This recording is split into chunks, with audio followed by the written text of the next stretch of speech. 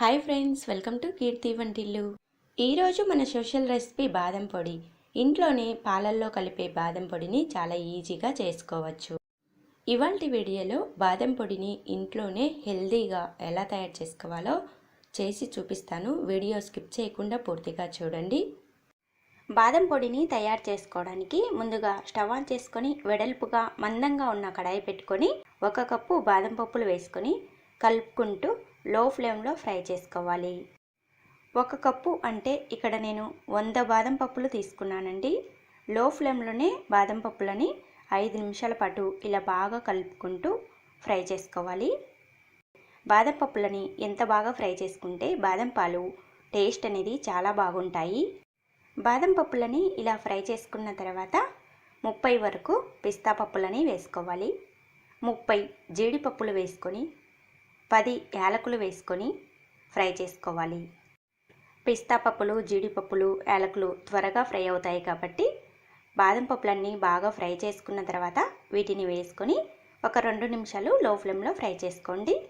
ఇలా ఫ్రై చేసుకొని వీటిని ఒక ప్లేట్లోకి తీసుకొని పూర్తిగా చల్లారబెట్టుకోండి.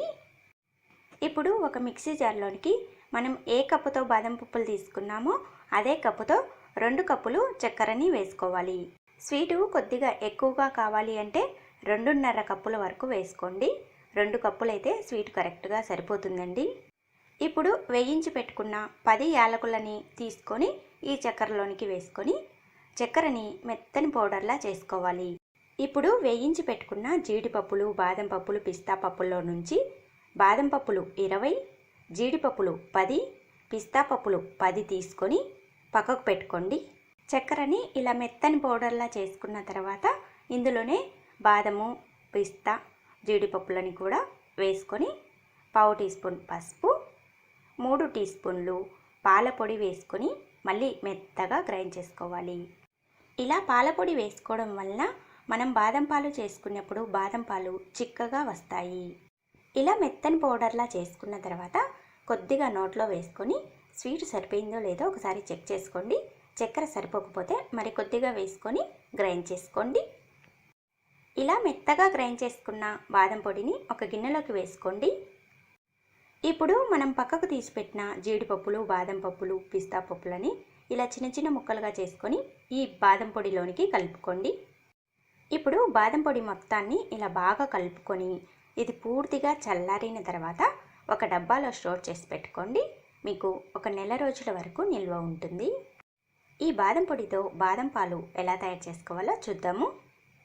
ఇప్పుడు స్టవ్ ఆన్ చేసుకొని ఒక 1/2 లీటర్ పాలని గిన్నెలోకి వేసుకొని పాలని 1 పొంగు వచ్చేంత వరకు బాగా మరిగించుకోండి. పాలు ఇలా 1 పొంగు వచ్చిన తర్వాత మనం చేసి పెట్టుకున్న బాదం పొడిని 4 టేబుల్ స్పూన్లు వేసుకొని కలుపుకొని 2 పొంగులు వచ్చేంత వరకు మరిగించుకోండి. 1/2 లీటర్ పాలకి 4 టేబుల్ స్పూన్లు బాదం పొడిని వేసుకుంటే బాదం పాలు చిక్కగా చాలా రుచిగా వస్తాయి. ఇలా 2 పొంగులు వచ్చిన తర్వాత స్టవ్ ఆఫ్ చేసుకొని వీటిని కిందికి దింపి పూర్తిగా చల్లారబెట్టుకోవాలి. దగ్గు, జలుబు, జ్వరం ఉన్న వాళ్ళైతే కొద్దిగా గోరువెచ్చగా ఉన్నప్పుడే ఈ బాదం పాలని తాగండి. ఈ బాదం పాలని గోరువెచ్చగా ఉన్నప్పుడు తాగడం ఇష్టం లేని వాళ్ళు చల్లారిన తర్వాత అరగంట పాటు ఫ్రిడ్జ్లో పెట్టుకొని చల్లచల్లగా తాగండి. చాలా రుచిగా ఉంటాయి. ఈ రెసిపీ మీకు నచ్చితే లైక్ చేయండి, షేర్ చేయండి. ఇలాంటి మరిన్ని రుచుల కోసం కీర్తి వంటిల్లు ఛానల్ని సబ్స్క్రైబ్ చేయండి. Thank you for watching.